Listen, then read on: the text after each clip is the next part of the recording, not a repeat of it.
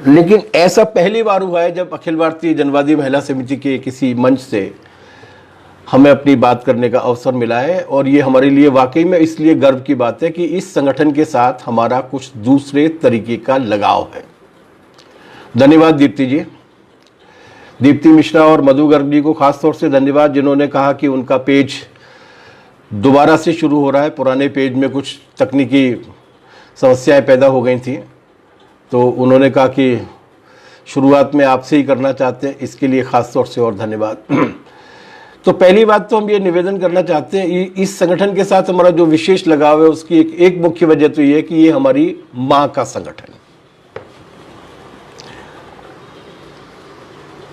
हमने अखिल भारतीय जनवादी महिला समिति का झंडा सबसे पहले अपनी मां के हाथ में देखा था, और मां का संगठन है तो फिर उससे महत्वपूर्ण और क्या हो सकता है। और इस बारे में ज़्यादा बोलना भी थोड़ा सा मुश्किल है, क्योंकि भावुकता काफ़ी पनीली वस्तु होती है और वो काफ़ी परेशान कर देती है। दूसरा इसलिए भी कि ट्रेड यूनियन में काम करने का मौका मिला, किसान सभा के कार्यकर्ता के रूप में काम कर रहे हैं, स्टूडेंट फेडरेशन में भी काम किया, डीवाईएफआई में भी काम किया, कुछ समय के लिए लेखकों के संगठन के बीच में भी काम किया। लेकिन इस अनुभव के बाद हमारी ये मान्यता है कि महिला समिति में काम करना कुछ ज़्यादा ही नया और मुश्किल काम है, थोड़ा कठिन काम है। वर्गीय संगठनों के मुकाबले भी थोड़ा कठिन काम है। उसकी दो वजह है। पहली वजह तो यह है कि इसमें जिन्हें आपको अपनी संस्था में भर्ती करना है, जिनके बीच में संघर्षों को विकसित करना है, जिनकी चेतना को विकसित करते हुए एक बड़े आंदोलन की शक्ल में उनको नेतृत्वकारी भूमिका में लाना है, वो सामान्य नागरिक नहीं है। वो कारखाने में काम करने वाली मजदूर, या दफ्तर में काम करने वाले कर्मचारी, या खेत पे काम करने वाले किसान, या स्कूल कॉलेज में पढ़ने वाले विद्यार्थी भर नहीं है, वो महिलाएं भी हैं। और महिलाओं पर दो तरीके के बोझ होते हैं। एक बोझ होता है जो परवरिश के जरिए उनके दिमाग पर लाद दिया जाता है, और दूसरा होता है जो जीवन की जो प्रणाली हमारे देश में है, हमारे समाज में है, उस प्रणाली के जरिए उन पर लदा होता है। इसलिए सामान्यतः वो महिला जो कर्मचारी भी है, वो महिला जो किसान भी है, वो महिला गृहिणी भी है, जो पुरुष की तुलना में थोड़ा भिन्न, ज़्यादा जिम्मेदारी का और ज़्यादा परेशानी का काम है। उनके बीच में आंदोलन को विकसित करना स्वाभाविक तौर से एक थोड़ा सा कठिन काम होता है। और दूसरा एक और दिक्कत होती है, अब वो दिक्कत है या सुविधा है, इसके बारे में तो इतिहास फैसला करेगा। वो ये है कि इस ऑर्गेनाइजेशन का एक जेंडर है। इस ऑर्गेनाइजेशन में काम करने के लिए महिला होना आवश्यक है, जबकि बाकी के संगठनों का इस तरीके का कोई जेंडर नहीं है। गोदावरी परुलेकर जैसी महान क्रांतिकारी नेत्री अखिल भारतीय किसान सभा के अध्यक्ष के रूप में किसानों को संगठित करने के लिए भी बहुत अच्छी तरीके से काम कर सकते हैं। कॉमरेड हेमलता जी, डॉक्टर हेमलता, जो CITU की राष्ट्रीय अध्यक्ष के रूप में मजदूरों को संगठित करने के लिए भी बहुत शानदार तरीके से काम कर सकते हैं। जनवादी आंदोलन के बेहतरीन व्यक्ति काम लिए जा सकते हैं दूसरे मोर्चों पर, लेकिन महिला समिति एक ऐसा संगठन है जिस महिला समिति के संगठन के काम में महिला होना परम आवश्यक है। इस नाते भी ये एक ऐसा काम है जो थोड़ा सा, मुझे लगता है कि थोड़ा सा तुलनात्मक रूप से दूसरे संगठनों की तुलना में सीमाएं भी लाता है और नई संभावना भी खोलता है। जाहिर सी बात है कि हर सीमा नई संभावना को भी खोलती है। तीसरा कारण जो है वो ये कि ये बदलाव के, खासतौर से भारतीय सामाजिक परिस्थितियों में बदलाव का जो परिवर्तन का जो रथ निकलना है, या परिवर्तन का जो वाहन निकलना है, उसके दो पहिए हैं भारतीय समाज। एक पहिया है आर्थिक शोषण, जिसके खिलाफ लड़ाई बहुत जरूरी है, लेकिन उसी के साथ एक पहिया है सामाजिक शोषण, जिसके खिलाफ लड़ाई उतनी ही जरूरी है। इस देश में सामाजिक बदलाव का जो रास्ता है वो लंगड़ी खेलते हुए पार नहीं किया जा सकता, एक टांग पे चलते हुए पार नहीं किया जा सकता। और वो जो है उस सामाजिक शोषण वाले पहिए के शोषण की धुरी है स्त्री।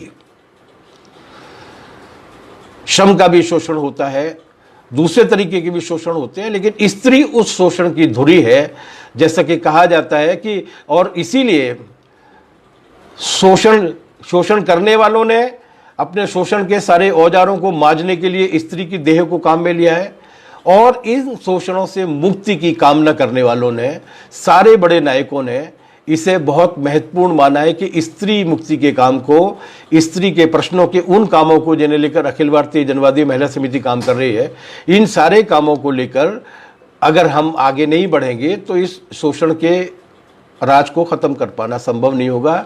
चाहे वो मार्क्स हो, चाहे वो एंगेल्स हो, चाहे वो भारतीय परिस्थितियों में ज्योतिबा हो, अंबेडकर हो, यहाँ तक कि जो प्रतिनायक हैं और जो खलनायक हैं, उन्होंने भी इसका बहुत महत्व समझा और उन्होंने स्त्री को अपने निशाने पर ख़ास तौर से लिया, अपने दुष्प्रचार के निशाने पर, अपने अंधविश्वास के निशाने पर, जिस पर अपन थोड़ी देर में और विस्तार में बातचीत करेंगे।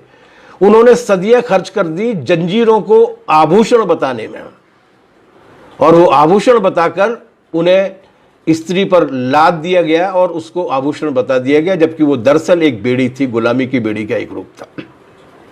उन्होंने न जाने कितने ग्रंथ काले कर दिए, देवी देवता, भगवान, खुदा सब झोंक दिए, मंजीरे और तस्वीर की मालाएं पकड़ा दिए और इनमें ही सारी ऊर्जा खत्म कर दी। उनके बीच में से एक आंदोलन को विकसित करना और उस आंदोलन को क्रांतिकारी आंदोलन की शक्ल देना बहुत बड़ी जिम्मेदारी की बात है।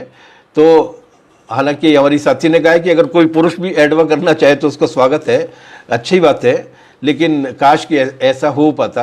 बहरहाल, और चौथी बात जो मैं आखिर में कहना चाहता हूँ वो मैं आखिर में ही कहूँगा, अपनी बात के बिल्कुल आखिर में, क्योंकि वो थोड़ी सी और भी ज़्यादा दिलचस्प बात है जो मुझे लगता है कि एक व्यक्ति के नाते, बादल के नाते मुझे कहनी चाहिए। अब अपन लोग विषय पर आते। कोरोना एक बहुत खतरनाक वायरस है, इसके बारे में काफ़ी बार बोला जा चुका है और इसकी जो संक्रामकता है वो काफ़ी तेज़ी के साथ फैलती है। और दिक्कत की बात यह है कि इसकी संक्रामकता स्पर्श के साथ फैलती है, और स्पर्श के साथ फैलती है तो स्पर्श से बचने के बहुत सीमित तरीके होते हैं। आप अगर किसी ज़मीन को छू लेंगे, किसी लकड़ी को छू लेंगे, किसी डेस्क को छू लेंगे, किसी गिलास को छू लेंगे, उसके जरिए भी ये आ सकता है। इस पर काफ़ी वैज्ञानिक चर्चाएं हो चुकी हैं, हमने भी 2-3 बार काफ़ी विस्तार से इसके बारे में बोला है। ये मनुष्य की जान ले सकता है जहां पर इसकी पड़ताल ठीक तरीके से नहीं होती, या जहां पर इसके प्रबंध ठीक तरीके से नहीं होते, या जहां पर वेंटिलेटर्स की कमी होती है, या जहां पर स्वास्थ्य की देखरेख की कमी होती है, जहां हाइजीन की समस्या ज़्यादा होती है, वहां इसकी जान लेने की जो रफ्तार है वो थोड़ी सी बढ़ जाती है। बहरहाल ये मनुष्य की जान ले सकता है। लेकिन एक और खतरनाक वायरस है जो इस दौर में हमारे देश में खास तौर से फैल रहा है, और उस वायरस का नाम है मोरोना का वायरस। MORON, मोरोन जो है वो अंग्रेजी का शब्द है। उस अंग्रेजी के शब्द का मतलब होता है मूर्ख। तो ये जो मोरोना का वायरस है, इसको हम कहते हैं ये मूर्खता का वायरस है, और ये मूर्खता का वायरस भी इस कोरोना के दौर में कुछ ज्यादा ही तेजी के साथ फैलाने की कोशिश की जा रही है। इस मूर्खता के वायरस की खास बात यह है कि कोरोना अगर मनुष्य की जान लेता है तो मोरोना मनुष्यता की जान ले लेता है। व्यक्ति जीवित रहता है, व्यक्ति अपने बाकी के सारे काम करते हुए दिखता है, लेकिन उसमें से मनुष्यता को समाप्त करने की ताकत रखता है। ये ऐसा खतरनाक वायरस है। कोरोना से एक व्यक्ति मरता है, लेकिन मोरोना का वायरस अगर उसका इलाज सही समय पर नहीं किया जाए तो उससे सभ्यताएं मर जाती हैं, संस्कृतियां समाप्त हो जाती हैं और कई पीढ़ियां बर्बाद हो जाती है। ये इतना ज्यादा खतरनाक वायरस है, ये मनुष्य को अपराधी बना देता है।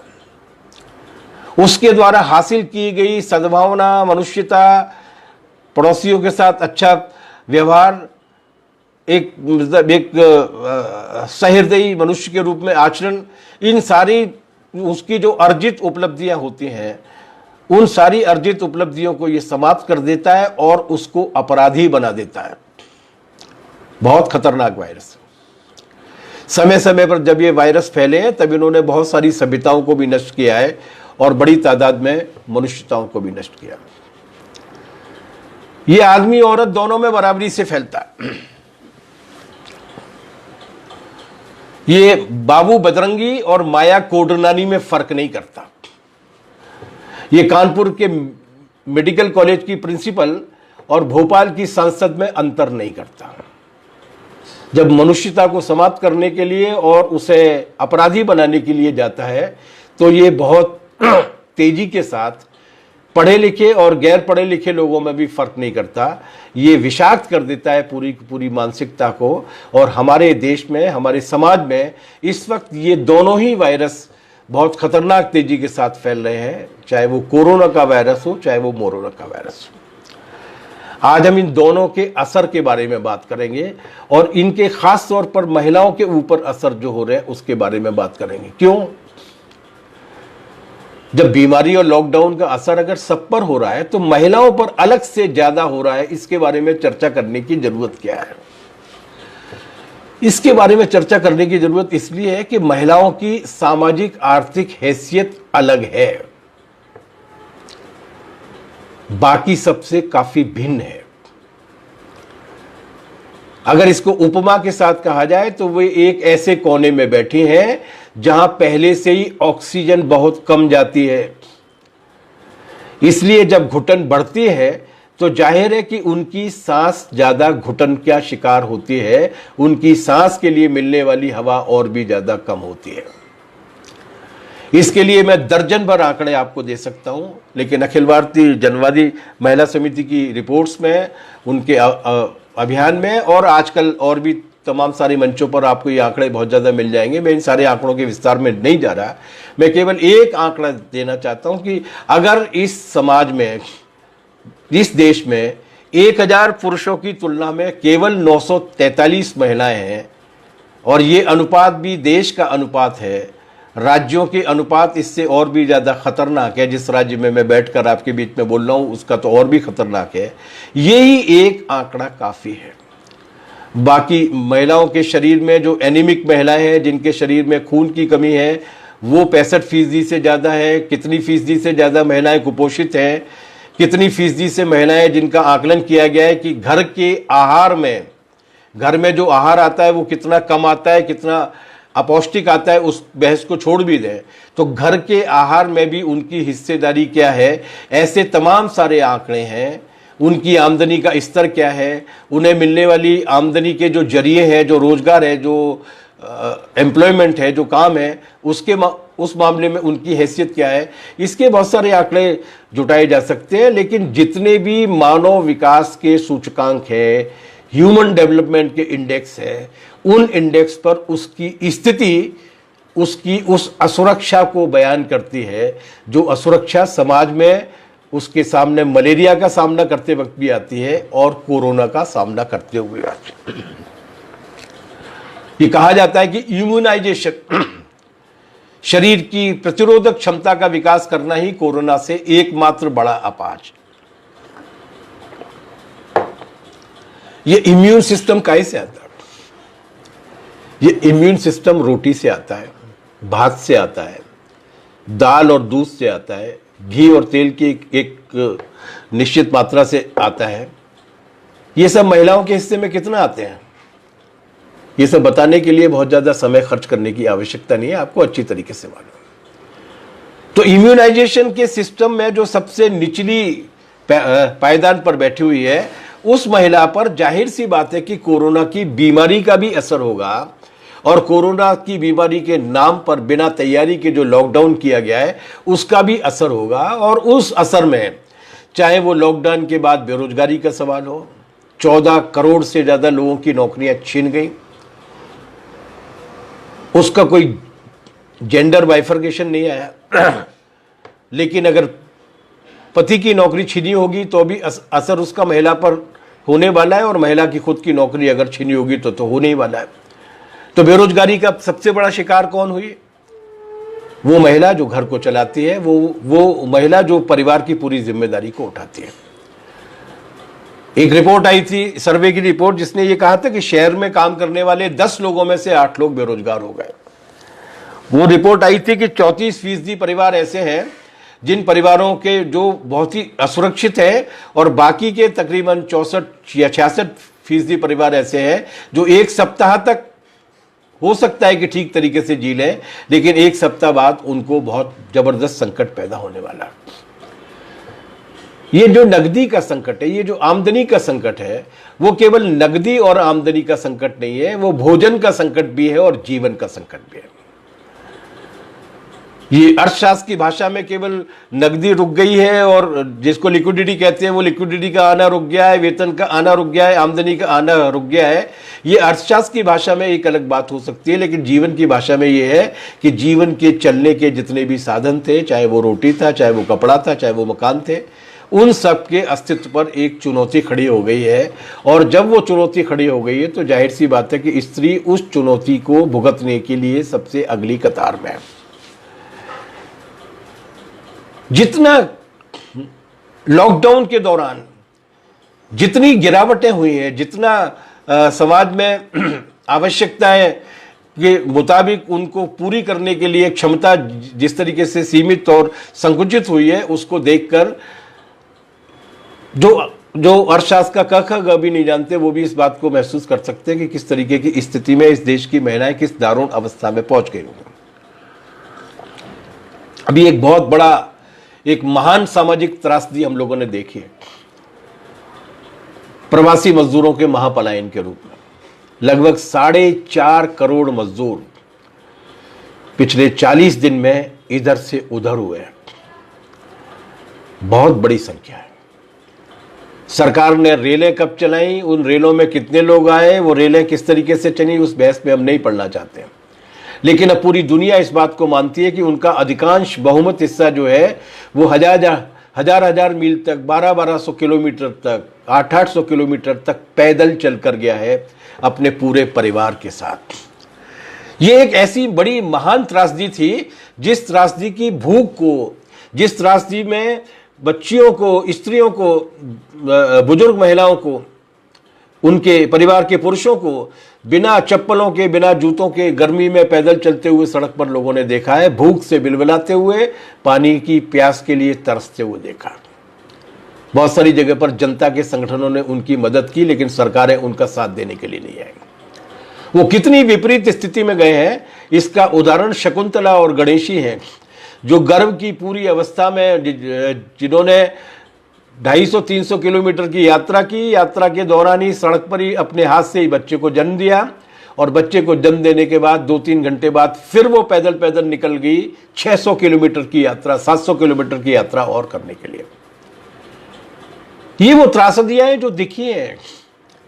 अपने वजन से ज्यादा बड़े वजन को सिर पर लादे हुए दिल्ली से बदायूं के लिए लौटते हुए, दिल्ली से गोरखपुर के लिए लौटते हुए, दिल्ली से बिलासपुर के लिए पैदल लौटते हुए तमाम सारी बच्चियों को हमने अपनी आंखों से देखा। वैसे भी महिला सबसे बड़ी प्रवासी होती है। 2011 की जनगणना के हिसाब से इस देश में 45 करोड़ 40 लाख प्रवासी हैं, अलग अलग तरीके के। लेकिन उनमें एक बहुत बड़ा हिस्सा उन महिलाओं का भी है जिन्हें शादी करने के बाद अपना घर छोड़ के जाना पड़ता है। उनमें मजदूर महिलाएं भी हैं, उनमें किसान महिलाएं भी हैं, उनमें विवाह करके जाने वाली महिलाएं भी हैं। लेकिन ये जो अलग अलग तरीके के प्रवास हैं, उन प्रवासों से थोड़ा ज़्यादा ही खतरनाक और भिन्न था ये प्रवास जो कोरोना के असर के चलते, लॉकडाउन के कुप्रबंध के चलते, लॉकडाउन के दौरान सरकार की निर्ममता के चलते हमें देखने के लिए आया है। और इसके 3 असर पड़ने वाले हैं गांव पर। जो लोग ये सवाल कर रहे हैं, समझदार लोग, कि ये वापस लौटे हुए लोग क्यों वापस लौट रहे हैं, या ये जो वापस लौट कर आ गए हैं वो लौट कर वापस जाएंगे कि नहीं जाएंगे, बंबई में, सूरत में, बेंगलोर में, हैदराबाद में, चेन्नई में, या बड़े बड़े महानगरों में, दिल्ली में, ये वापस जाएंगे कि नहीं जाएंगे। मेरा उन लोगों से ये अनुरोध है कि वो इस सवाल को थोड़ा सिर के बल खड़ा हुआ है, उसको थोड़ा पैर के बल खड़ा करें, और पहला सवाल ये पूछें कि ये गए क्यों थे बाहर, ये किस मजबूरी में 14-14, 16-16 घंटे सूरत के हीरे को तराशने के काम के लिए, या बेंगलोर में बिल्डिंगें तानने के लिए, या बॉम्बे में बड़ा पाव बेचने के लिए, ये गांव छोड़कर गए क्यों थे? ये जिन कारणों से गांव छोड़कर गए थे, आज वो कारण गांव में पहले की तुलना में और ज्यादा खतरनाक स्थिति में है। गांव में रोजगार नहीं है, उनके पास जमीन नहीं है, उनके पास कोई आमदनी का जरिया नहीं है। वो बाहर मेहनत किया करते थे, उस मेहनत में एक कमरे में 20-20, 15-15, 20-20 लोग रहा करते थे। उसके बाद आमदनी का एक बड़ा हिस्सा अपने गांव में अपने परिवार के लिए, अपनी माँ के लिए, अपने पिता के लिए, अपने बहुत सारे मामलों में अपनी पत्नी और बच्चों के लिए भेजा करते थे। अब वो गांव लौट आए हैं, अब वो मनी ऑर्डर नहीं आएगा, अब वो पेटीएम नहीं आएगा। गांव की आमदनी का एक बहुत बड़ा हिस्सा रुक जाएगा, और ये हिस्सा कम नहीं है। 4.5 करोड़ लोग अगर लौट कर आए हैं तो 4.5 करोड़ लोगों की आमदनी जो पहुंचती थी वो अब गांव में पहुंचना बंद हो जाएगी। पहला असर प्रवास का ये पड़ने वाला है। दूसरा असर प्रवास का ये पड़ने वाला है कि गांव में जो सीमित संसाधन है, उन सीमित संसाधनों पर बोझ बढ़ेगा। अगर एक एक गांव में 15-15, 20-20 लोग भी लौट कर आ रहे हैं तो वो भी कम संख्या नहीं है। उन 15-15, 20-20 लोगों के लौटने से भी बोझ बढ़ेगा। और तीसरा, गांव में पहले से ही रोजगार नहीं था। ग्रामीण रोजगार गारंटी में काम देने के बहाने बनाए जा रहे हैं, दावे किए जा रहे हैं, जुमले उछाले जा रहे हैं, लेकिन वास्तविकता ये होने वाली है कि गांव में काम जो पहले से ही कम था, अब उसकी मजदूरी और भी कम हो जाने वाली है, क्योंकि काम करने वाले ज्यादा हो गए हैं और काम पहले की तुलना में कम है। तो असर भयानक होने वाले, लेकिन इसके सामाजिक असर भी होने वाले हैं। इस लॉकडाउन के सामाजिक असर भी हुए। ये जो लौट कर जाएंगे, उसकी वजह से गांव में कुछ संपत्ति और बंटवारे को लेकर विवाद भी बढ़ेंगे। हमारे एक मित्र ने, हमारे एक साथी ने हमको बताया कि बढ़ेंगे मत बोलिए, बढ़ने लगे हैं। 1.5 एकड़ की जमीन पर 4 भाइयों की हिस्सेदारी थी। 3 भाई बाहर काम कर रहे थे। उन्हें मालूम था कि 1.5 एकड़ पे क्या पैदा होता होगा। वो अपने बाहर काम करके गुजारा करते थे, थोड़ा बहुत पैसा घर में भेज दिया करते थे। अब वो अपने परिवार सहित उसी 1.5 एकड़ की जमीन पर 4 भाई आ गए हैं। उसी 2.5 कमरे के मकान पर वो 4 भाई भी आ गए हैं। तो स्पेस को लेकर और संपत्ति को लेकर भी विवाद छिड़ेंगे। और दूसरा जो सबसे भयानक असर हुआ है इस लॉकडाउन के रूप में, वो ये कि कैद खाने की दीवारें ऊंची हुई है। कितने भी बेहतर क्यों नहीं हो, लेकिन वो जो लॉकडाउन के घर जो है वो कैद खाने से बेहतर नहीं है। हमारी बेटियों के लिए, हमारी बच्चियों के लिए, हमारी स्त्रियों के लिए, लड़कियों और कामकाजी महिलाओं को, जिस तरीके से जो लोग जेल में रहे हैं, राजनीतिक कार्यकर्ता के रूप में भी गए हों, उनको भी ये बात अनुभव होगी कि जेल में भी कम से कम सुबह 6 बजे से लेकर शाम के 6 बजे तक लॉकअप खुला रहता था।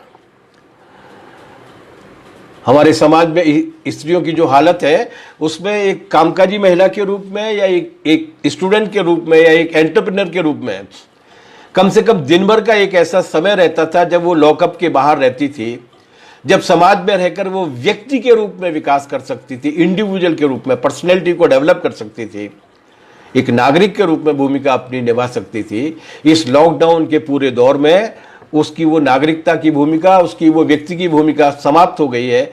अब वो केवल एक गृहिणी के रूप में उसका विकास हुआ है।